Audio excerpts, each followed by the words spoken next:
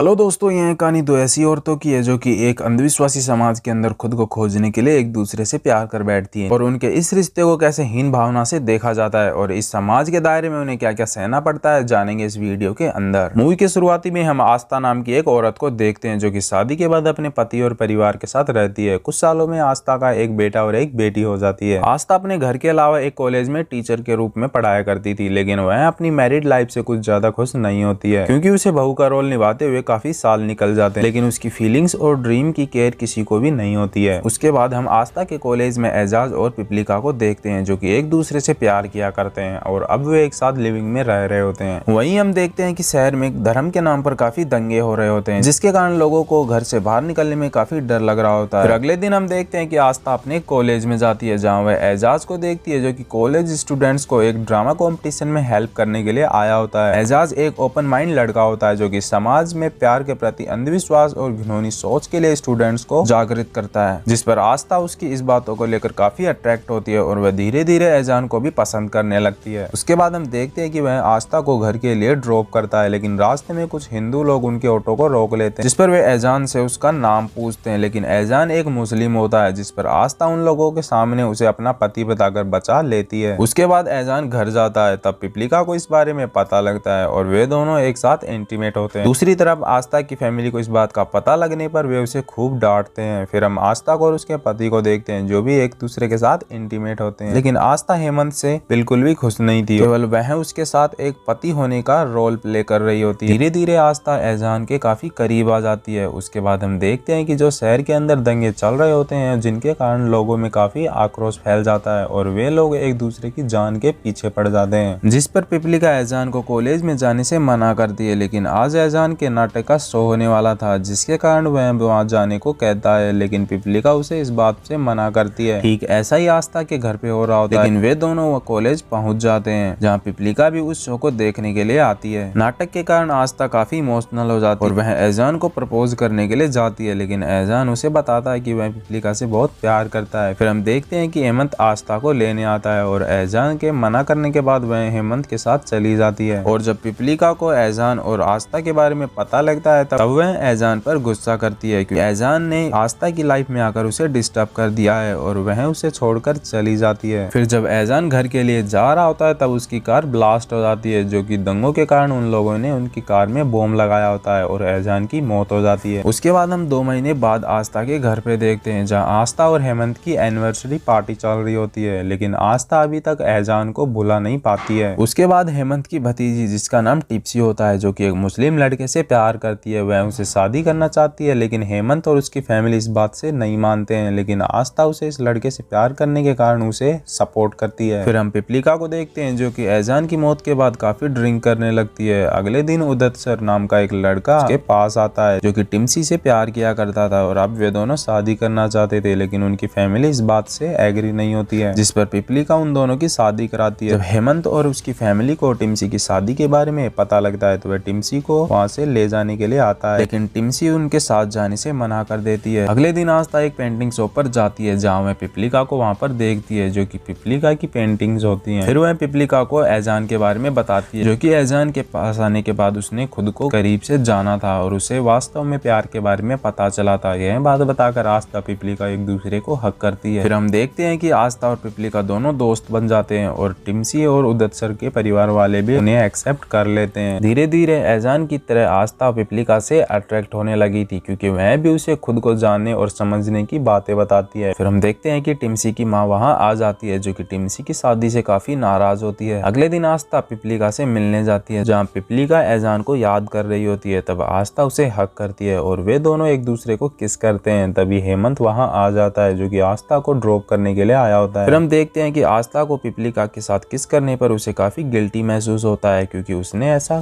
पहले कभी नहीं किया था और वह एक औरत के साथ ऐसा किया होता है, जिसके कारण वह काफी दुखी हो जाती है। आस्था पिपलिका को उस बारे में कहती है कि वह एक एक्सीडेंट था, उसका इंटरेस्ट औरतों में नहीं होता और यह जानकर पिपलिका उस पर हंसती है क्योंकि पिपलिका जानती है कि यदि प्यार होता है तो कोई भी जेंडर या कास्ट नहीं देखते हैं। लेकिन आस्था अपने सच से काफी भाग रही होती है, लेकिन आस्था वास्तव में पिपलिका को पसंद करने लगी थी। फिर आस्था पिपलिका को अपने बारे में बताती है। फिर वह कहती है कि वह कैसे उसको इतना ज्यादा समझ गई है और उसे एक अजीब सी अट्रैक्शन भी उससे होने लगी लगी थी। यह कहने के बाद वे दोनों एक दूसरे को किस करते हैं एंड आस्था और पिपलिका एक दूसरे के साथ इंटीमेट होती हैं। फिर पिपलिका आस्था को बताती है कि यदि कोई किसी से प्यार करता है तो जेंडर मायने नहीं रखता है। साथ ही आस्था भी इस बात को समझ जाती है। पिपलिका आस्था को बताती है कि वह बचपन से ही अट्रैक्शन के कारण लड़कियों को पसंद किया करती थी, लेकिन उसके पेरेंट्स और यह समाज उसे एक लेस्बियन की दृष्टि से देखता था। फिर वह बताती है कि वह एजान के मिलने के बाद उससे प्यार करने लगी थी, लेकिन उसके पेरेंट्स इस बात के लिए एक्सेप्ट नहीं हुए थे, जिसके लिए वे एक दूसरे के साथ रहा करते थे।